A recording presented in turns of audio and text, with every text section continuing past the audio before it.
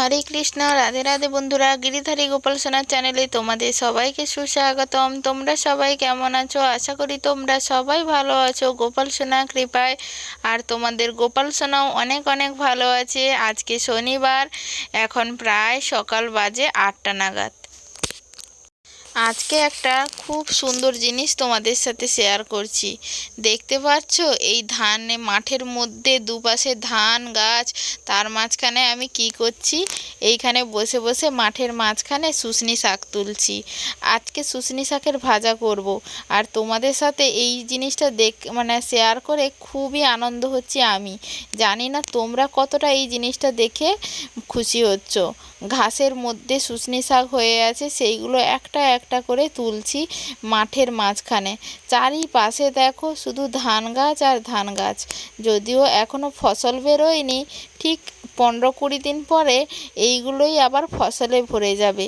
বলতে বলতে ধান হয়ে যাবে, আবার ধান উঠে মাঠও ফাঁকা হয়ে যাবে। কিন্তু এই সবুজ সবুজ জিনিসটা দেখতে কিন্তু অনেক সুন্দর লাগে।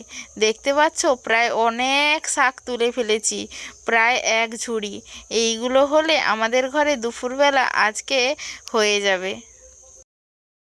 শাক সব তুলে নিয়ে এসে বাড়িতে রেখেই যখন দেখি বৌদি ফোন দিয়েছে। বৌদি মায়াকে ফোন করেছিলাম একটু কুমড়োর ডাঁটা দিতে। আজকে খুব ইচ্ছে করছিল কুমড়ো গাছের ডাঁটা যে হয়, সেই ডাঁটা দিয়ে একটা সবজি বানাবো। ঘরে যেগুলো আছে সেইগুলো একদমই চলবে না, তাই মা ঝিঙে কুমড়োর ডাঁটা পাঠিয়ে দিয়েছে। এইগুলো দিয়ে আজকে সবজি বানাবো। বৌদির ভাই দিতে এসেছিল এই ডাঁটাগুলো নিয়ে নিয়েছি। এবারে চলে যাচ্ছি রেল লাইন পেরিয়ে। বাড়ির সাইডে রেল লাইনটা থাকার জন্য অনেকটাই অসুবিধা হয়, কিন্তু কিছু তো আর করার নেই। কষ্ট করে হলেও ওই দিক দিয়ে যাওয়া ছাড়া আর কোনো কিন্তু উপায় নেই। যাই হোক, আমি তো সমস্ত সবজি করে রান্না বান্না বসিয়ে দিয়েছিলাম। ডাঁটার সবজিটা পুরোপুরি হয়ে গেছে। এবারে নামিয়ে নেব ডাঁটার সবজিটা। একদম শুকনো শুকনো করেই করেছি, বাড়ির সবাই খাবে।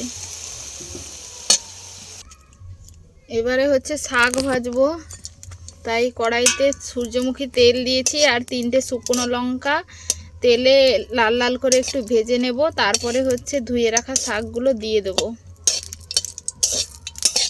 ভাতও হয়ে গেছে, ভাতের ফেনাটা উল্টে দিয়েছি, ফেনা ঝরাতে দিয়েছি ভাতটা। আর সাউরের তরকারি করব ভেবেছি, দেখা যাক কি হয়। শাক ভাজতে ভাজতে সাউরটা আমান্য করা হয়নি এখনও, আমান্য করতে হবে। আমান্য করে তারপরে একটু বেশি গ্রেভি করে করব।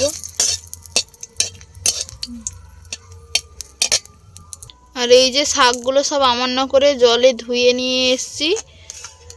একটা জল ঝরানো ঢাকা নিয়েছি, ওইখানে রেখে দিয়েছি, জলটাও ঝরে যাবে। যদিও বা এই শাকে একটু জল থাকলে ভালো হয়, এই শাকটা সেদ্ধ হতে একটু বেশি সময় লাগে।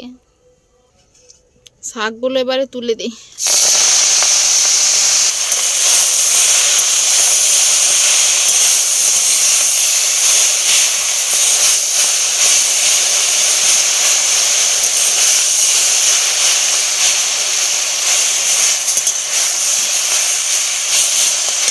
লবণটা দিয়ে দিলাম অল্প।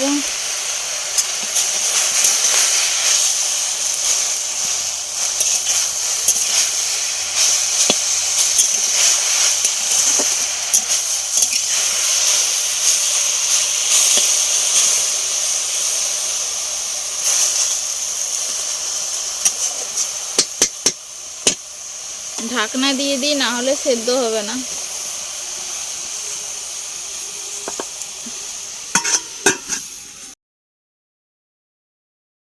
সাউরটা অবশেষে আমান্য করে নিয়েছি। এইটুকু সাউর ছিল ফ্রিজে, রান্না হয়ে গেছে পুরোটা। এইটাই ছিল। এইটা একটু কর্নফ্লাওয়ার মাখিয়ে তেলে একটু ভেজে নিচ্ছিলাম।